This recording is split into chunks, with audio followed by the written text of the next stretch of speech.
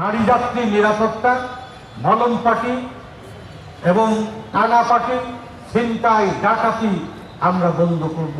এই প্রতিজ্ঞা যদি নেই, শুধু আজকের এই সবার পরে আমরা যদি সবাই সমবেত হয়ে আমরা হাত তুলি, এই ঈদকে আমরা সওয়াবের অংশীদার হিসাবে ইবাদত মনে করে কাজ করব। আমরা সবাই অঙ্গীকারবদ্ধ হয়ে যদি প্রতিশ্রুতি ব্যক্ত করি, আমাদের এই ঘোষণা ঢাকা নগরে ছড়িয়ে পড়বে। আমরা কি সবাই এই দায়িত্ব পালন করতে রাজি আছি? ইনশাআল্লাহ আল্লাহ রহমত আমাদের উপরে আসবে। এই পরিবর্তনের সুফল দেশবাসী যেন ভোগ করে।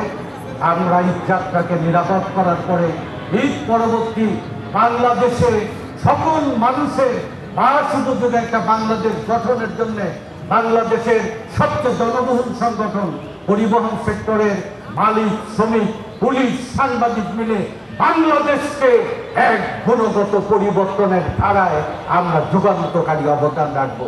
ইনশাআল্লাহ বাংলাদেশ উন্নত হলে, সমৃদ্ধ হলে তার সুফল প্রতিটা জনগণ পাবে। বাংলাদেশের বিশৃঙ্খলায় আমাদের সবারই কলঙ্ক এবং বদনাম আছে। উন্নত বাংলাদেশ গঠনের জন্য পরিবহন সেক্টরের পরিবর্তিত একটা সিদ্ধান্ত যেটা হয়েছে, একটা উন্নত পরিবহন ব্যবস্থা, সেবামূলক ব্যবস্থা, নিরাপদ ব্যবস্থা গড়ে তোলার জন্য প্রতিটি মালিক, শ্রমিক, পুলিশ, সাংবাদিক মিলিতভাবে বাংলাদেশের এই বদনামকে বদলে দিয়ে আমরা একটা উন্নত আধুনিক বাংলাদেশ গঠনের জন্য কাজ করব।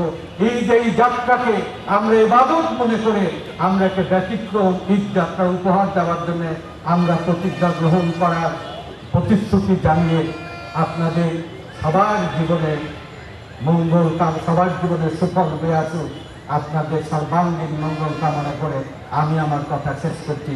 দুনিয়ার মজদুর, শ্রমিক, মালিক, পুলিশের ঐক্য,